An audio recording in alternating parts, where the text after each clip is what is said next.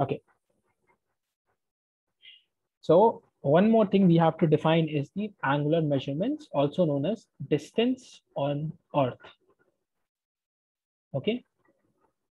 We'll define these, but before we proceed, as we discussed, humans have a tendency to become more accurate in nature. Now, if I take 1 degree anywhere, okay, 1 degree would be approximately like this. Okay, so 1 degree line is, let's say, this much. So you can see, according to the scale of the Earth, 1 degree is a very big unit. So just like 1 hour has 60 minutes, on our Earth, we have a conversion ratio. 1 degree is 60 minutes of arc. So just to make things easy. And again, if I have 1 minute, it is equal to 60 seconds. So we also have 1 minute of an arc is equal to 60 seconds of arc. These are the two things you have to keep in mind now. Okay. So for example, I want to define these coordinates in terms of seconds and minutes. I will say New Orleans exists at the accurate point of 30 degrees, 10 minutes, 20 seconds north. That is how we define the accuracy. Okay, these are the accurate coordinates. And now we'll see how the distance on the Earth works. So this is the same thing present on your notes. You'll also have a copy of the notes, so you'll find that. And now we'll see the distance on the Earth. Before that, I had to realize you that we have this accuracy thing. Now let's take this picture and understand what is this. We ordered a pizza, and let's say I am not that hungry today. Because I'm not hungry, I took a really small slice of that pizza. Now that when I took that slice, I realized it is very small. It is very small. It was not even 1 degree. It was 1 degree divided by 60. And I just saw that 1 degree was equal to 60 minutes. So this became 1 minute of an arc. Arc is the sector, right? Arc is like a pizza. So 1 minute of an arc. Okay, I say this is a very small slice, and then I saw that 1 minute of an arc is equal to 1 nautical mile. And this became a rule. So a nautical mile was used by the sailors again. And again, the aviation industry copied them. 1 nautical mile equals to 1.852 kilometers, or simply 1852 meters. And if you see, with the help of my circular angular measurements, 1 degree divided by 60 equals to 1 nautical mile. And that became the standard of measurement of distance for aviation. Is everything clear?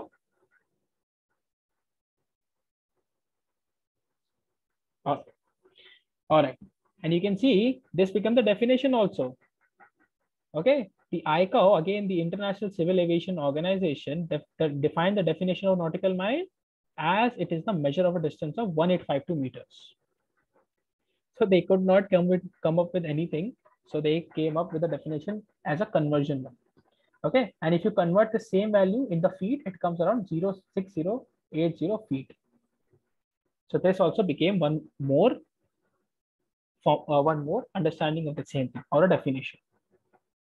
You can see I've written the values here. You'll find that in the notes as well. 1 minute of arc is equal to this. And this is why 60 minutes will be equal to 60 nautical mile, or 1 degree. All right. And that is how we're going to proceed with the questions today as well. So quickly, someone tell me, what is the circumference of the Earth if the Earth itself is 360 degrees?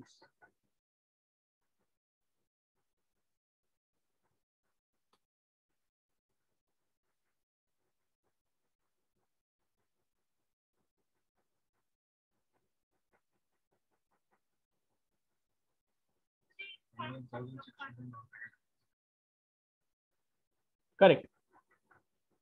So here's on the math. Of course, people know how to do that now because I just told 1 degree is 60 nautical miles. So we get the answer that the equator circumference is 21600 nautical miles. Okay. Simply multiplying 360 times 60. Okay. Now USA always goes beyond UK. It does not want to follow UK or United Kingdom. So USA started to follow statute miles. It has its own value.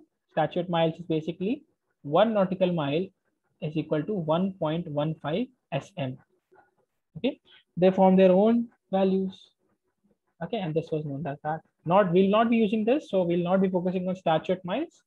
SM is statute miles. It's also given here. All right, we'll find that in the notes as well. Chalo, let's come to some questions and then we'll proceed forward with the main DGCA ones. Okay, so basically I want some people, let's say Ayush or Shazan. Okay, you both guys try this question because I think you've not been through the demo class maybe. So this is the coordinate and I want you to let me know what is the coordinate of this place.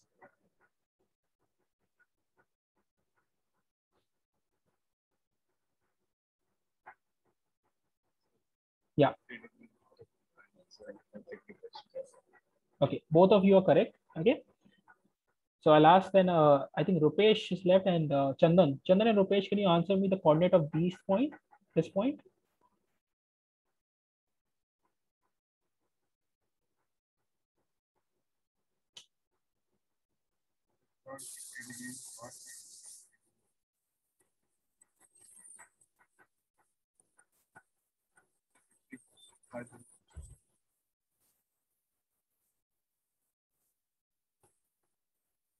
Chandan, not audible. Not audible. Only a lot of static is coming from your side. Okay, good. Yeah, I saw the answer. Sure, that is good. So I find the coordinate thing is good for you guys. So we'll just focus on something newer, which you did not focus in the demo. Okay, that is geodetic and geocentric system. I told you in 1984 we had a system called WGS, and we looked forward to that. Now WGS full form I've already told. Can someone tell me?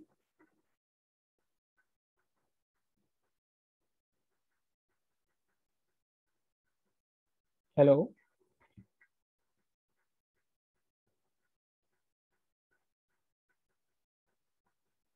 No one remembers the full form of WGS?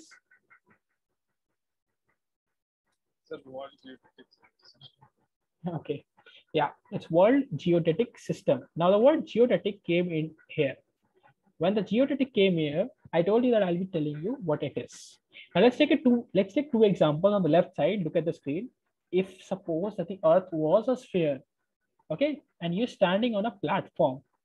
Let's say you're standing on a platform. And if I ask you to draw a line directly beneath you, what will you go to? You will go to the center of the earth or center of the sphere, sorry. Okay, this is the center of the sphere.